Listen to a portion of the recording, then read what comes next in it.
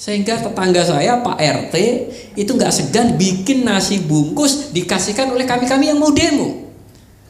Jadi cerita nasi bungkus itu dari rakyat, bukan sekarang kesannya kalau nasi bungkus itu kesannya ini ya jelek ya, udah disediakan. Nasi bungkus itu 98 dari rakyat, gitu loh. Ketua RT saya itu beberapa kali bikinin nasi bungkus kami karena dia tahu bahwa base camp kami itu di sebelahnya. Nah di situ ditanya kapan demo lagi, padahal waktu itu sedang krisis, yang harga beras naik dan orang baru sadar bahwa memang rezim Orde Baru ini busuk. Pendekatan kekerasan, korupsi mulai muncul, skandal Pertamina dan ya nyampe anak-anaknya Pak Harto kemudian gede-gede dan bermain politik dan bermain bisnis. Artinya banyak lingkaran Pak Harto juga nggak happy karena melihat anak-anaknya mulai bermain di bisnis. Sama lah mungkin sekarang saya kira banyak pendukung Pak Jokowi juga nggak happy karena misal dianggap anak-anaknya mulai bermain. Saya kira mungkin sebagian menteri kita dengar juga nggak happy gitu lah. Dan walaupun catatannya memang tadi Irin, ya kami nggak berpikir setelah Soeharto apa. Jujur kami nggak berpikir, tetapi pertama-tama kami nggak berpikir Soeharto mundur secepat itu. Kan banyak ya, dan mungkin saya hanya akan menambahkan. Saya berusaha singkat walaupun biasanya nggak singkat-singkat juga. Kalau mengingat 98, saya kira 98 itu buah dari kerja segenap kekuatan pro-demokrasi di Indonesia, tapi sekaligus juga buah kerja zaman. Jadi kalau dulu kita mengatakan misalnya teman-teman yang belajar bahwa revolusi itu nggak bisa diciptakan, memang dia lahir dari kontradiksi-kontradiksi sosial yang sudah tidak tertahankan, yang sudah tidak bisa ditanggung lagi, maka kemudian itu pecah. Sama dengan 98, 98 tidak bisa sepenuhnya dikatakan bahwa itu hasil kerja teman-teman. Saya, Alif, atau teman pers atau siapapun lah, gak sepenuhnya bisa dikatakan seperti itu. Karena kalau itu hasil kerja kekuatan-kekuatan pro-demokrasi, kekuatan-kekuatan demokrasi itu udah kerja jauh sebelum 98. Tadi disebutkan 78 sudah ada demonstrasi gitu kan, baik Malari di Bandung juga ada, kemudian juga ada generasinya Fajrul ya. Kemudian ada peristiwa Fami yang demonstrasi 93, ditangkap diadili 94, itu senior saya 21 mahasiswa gitu kan. Ada di Jakarta Yeni Rosa gitu ya, kalau angkatan saya dulu ada Rifki, ada 21 mahasiswa. Kemudian juga ada perlawanan terkait kuda tuli. Tapi kenapa baru 98 itu meledak dan melibatkan jutaan orang dari seluruh Indonesia? Kenapa baru di generasi saya? Kan bukan berarti generasi saya lebih baik daripada generasinya Bung Kia atau generasinya Alif, tidak. Memang karena zaman itu berpihak pada kami, mungkin berpihak pada generasi, pada rakyat, pada mahasiswa yang hidup pada 98. Karena apa yang kami kerjakan pada 98 mungkin tidak lebih militan, tidak lebih radikal dalam tanda kutip, tidak lebih revolusioner dari apa yang dikerjakan generasinya Bung Kia, Alif dan seterusnya. Tetapi memang zaman lebih berpihak karena sebelumnya 97 ada krisis moneter dan kemudian krisis ekonomi. Saya mungkin terlibat udah dunia aktivisme sejak kuliah 93, 94, 93 itu saya sempat hampir ikut demo di Jakarta yang Fami, beruntungnya nggak jadi. Jadi kalau ikut jangan-jangan semester 1 langsung kena tangkep gitu. Beruntungnya nggak jadi, saya waktu itu kuliah di Jogja gitu ya. Tetapi bahwa perlawanan-perlawanan yang muncul dari generasi 70-an, 80-an itu tidak berhasil, bahkan 90-an awal baru berhasil ketika 98. Karena apa? Karena ada zaman yang mendukungnya, yaitu krisis moneter dan krisis ekonomi. Sehingga gerakan-gerakan yang dulu-dulu itu mungkin hanya didukung segelintir orang, itu kemudian mendapatkan dukungan, mendapatkan rasionalisasinya dan mendapatkan legitimasinya. Sehingga tetangga saya Pak RT itu nggak segan bikin nasi bungkus dikasihkan oleh kami-kami yang mau demo. Jadi cerita nasi bungkus itu dari rakyat, bukan sekarang kesannya kalau nasi bungkus itu kesannya ini ya jelek ya, udah disediakan. Nasi bungkus itu 98 dari rakyat, gitu loh. Ketua RT saya itu beberapa kali bikinin nasi bungkus kami karena dia tahu bahwa base camp kami itu di sebelahnya. Nah di situ ditanya kapan demo lagi. Padahal waktu itu sedang krisis. Yang harga beras naik. Ibarat kalau di Jakarta dulu sarapan nasi uduk di gang itu bisa 600, tiba-tiba naik menjadi 1100. Naiknya tinggi banget. Kertas harganya naik sekian kali lipat. Hampir semua komoditas naik. Dan orang baru sadar bahwa memang rezim Orde Baru ini busuk. Busuknya baru ketahuannya 98. Teman-teman mungkin udah bisa tahu bahwa ini nggak bener ini prosesnya, udah pasti akan busuk. Tapi masalahnya busuk bangetnya pada tahun 97 dan 98 itu, sehingga rakyat baru terbangun, baru tahu. Sebelumnya kan masih debatable. Karena juga Soeharto berhasil melahirkan pertumbuhan ekonomi yang dinikmati oleh sebagian kecil orang. Di situ, sehingga kelas menengah yang lahir dari masa Orde Baru itu juga happy aja dengan Orde Baru karena dia penikmat. Dia nggak begitu mikir dengan sebagian besar orang yang terpinggirkan dan nggak menikmati itu. Nah di situ.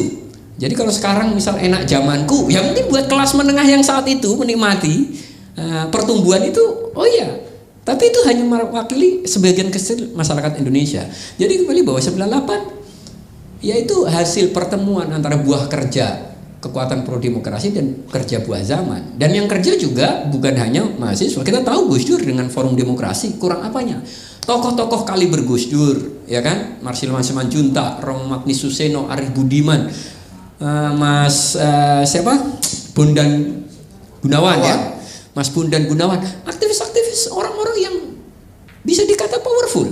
Tetapi juga benar-benar nggak mampu berhasil menggoyang Pak Harto. Sebelumnya ada petisi 50 tahun 80 ya, yang berisi jenderal-jenderal, ada Ali Sadikin dan lain-lain. Nggak mampu menggoyang Pak Harto. Kenapa kemudian anak-anak muda yang harus diakui waktu itu, saya kira ini ada Tenri juga, sebagian besar demonstran itu nggak bisa, mungkin ya demonstran bukan aktivis. Banyak dari teman-teman kami yang mungkin juga nggak bersentuhan dengan buku, tapi dia tergerak oleh realitas di lingkungannya, oleh keluhan orang tuanya, keluhan saudaranya, tetangganya. Jadi nggak buku yang menggerakkannya, realitas real, harga-harga naik, dan kemudian dengan beberapa kekerasan itu terpicu, gitu. Trisakti sebelumnya di beberapa tempat, dan memang ada momentum ketika mungkin nggak ada kerja-kerja pengkonsolidasian, nggak ada kerja mobilisasi, mungkin juga Pak Harto memang nggak jatuh. Gitu. Tapi karena memang masih memobilisasi sehingga mampu mengkonsolidasikan sekian juta orang kalau di total seluruh Indonesia. Di Jogja tadi disebut Irin 20 Mei itu alun-alun selatan ya, itu penuh massa. Di Jakarta di DPR juga sama, di berbagai tempat kumpulan massa besar, dan itu nyampe membuat para pendukung Orde Baru goyang sehingga memaksa orang seperti Harmoko juga mengomong Pak Harto mundur. Dan sebelumnya, sebelum tanggal 20 itu Ginanjar mundur dari apa yang dikatakan kabinet reformasi. Pak Harto sebelumnya udah menjanjikan akan melakukan reformasi, tapi tahun berapa gitu, dia bilang 2002 atau 2003 gitu kan. Terus ada desakan kemudian ya akan dilakukan 99, 98, dia mengundang tokoh-tokoh dan tokoh-tokoh mengatakan enggak, kalau harus reformasi ya tidak lewat Pak Harto. Syarat reformasi adalah Pak Hartonya mundur. Nah di situ artinya Pak Harto kehilangan dukungan dari banyak sekali tokoh, termasuk orang-orangnya sendiri dalam waktu yang sangat singkat. Dalam waktu yang sangat singkat. Saya kira orang-orang ini 1 bulan sebelumnya, bulan Maret, belum. Dinamika yang terjadi pada bulan Mei memaksa orang-orang sekeliling Pak Harto berpikir keras dan kayaknya memang nggak bisa dipertahankan. Apalagi juga dalam konteks ekonomi Indonesia benar-benar buruk, tadi dolar angkanya udah sangat tinggi. Nah jadi itu yang saya kira yang terjadi, dan itu buah. Saya kira memang tadi Alif juga nyitir bahwa Pak Harto memang mengkonsolidasikan kekuasaan udah jauh-jauh hari. Fusi ya kan tahun 73, pemilu 71, 73, 74 fusi, dan waktu itu banyak tokoh mendukung fusi. Nggak bisa dikatakan bahwa fusi itu sepenuhnya memang karena dipaksa Pak Harto, karena takut sama Pak Harto. Pak Harto waktu itu dekat dengan banyak sekali kalangan, termasuk kalangan NU juga lumayan dekat, dan beberapa sejumlah tokoh NU juga setuju sama fusi. Setelah kekacauan politik ya, dari pemilu 55 kan gontok-gontokan terus itu. Walaupun pemilu 55 itu dianggap pemilu paling demokratis ya, tetapi keras banget. Sampai kemudian peristiwa 65 66 dan Rakyat itu lelah dengan konflik, bukan hanya polarisasi. Kalau kita kemarin kan polarisasi. Masa itu benar-benar konflik. Kalau ada sosmed tuh kekerasan tuh bisa direkam di mana-mana. Saking lelahnya ketika Pak Harto mulai dan mengumumkan pertama fusi itu, saya lupa itu ya, mungkin Irin yang tahu. Ketika ada gagasan fusi, banyak kalangan menyambut karena lelah dengan konflik sejak pemilu 55. Nah, ternyata fusi itu menjadi jalan benar Pak Harto mengkonsolidasikan kekuasaan sehingga nggak ada lagi. Sehingga pemilu berapa pasca fusi Golkar menang 68% kalau nggak salah. NU yang yang 71 itu ya NU ya, yang PDI udah habis, ya fusi udah habis P3. Nah, di situ. Dan itu benar-benar Pak Harto mengkonsolidasikan kekuasaan. 80-an relatif ada pertumbuhan ekonomi, ada pembangunan juga satu sisi, dan sebagian orang happy. Tapi mulai banyak kasus kekerasannya masih terjadi, pendekatan kekerasan, korupsi mulai muncul, skandal Pertamina, dan ya nyampe anak-anaknya Pak Harto kemudian gede-gede dan bermain politik dan bermain bisnis. Artinya banyak lingkaran Pak Harto juga nggak happy karena melihat anak-anaknya mulai bermain di bisnis. Sama lah mungkin sekarang saya kira banyak pendukung Pak Jokowi juga nggak happy karena misal dianggap anak-anaknya mulai bermain. Saya kira mungkin sebagian menteri kita dengar juga nggak happy gitulah artinya. Nah, ini kayak pengulangan sejarah yang kalau terus terjadi mungkin saja zaman itu akan melahirkan gerakan besar lagi. Jangan lupa bahwa Soeharto Habibie itu baru ditahbiskan sebagai presiden itu bulan Maret 98 dari pemilu 97 ya. Tapi ditahbiskan dilantik sebagai presiden itu Maret 98 dan dia jatuh di Mei 98. Hanya butuh waktu 3 bulan, Maret, April, Mei. Artinya cepat sekali. Karena apa?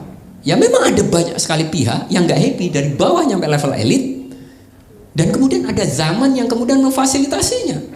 Nah di situ, dan tentu ya kita nggak pengen hal-hal seperti ini terjadi lagi karena itu juga pengalaman buruk yang nggak ingin saya ulang, nggak ingin saya saksikan di situ. Nah saya kira itu harus jadi pelajaran penting buat semua elit siapapun untuk menjaga itu.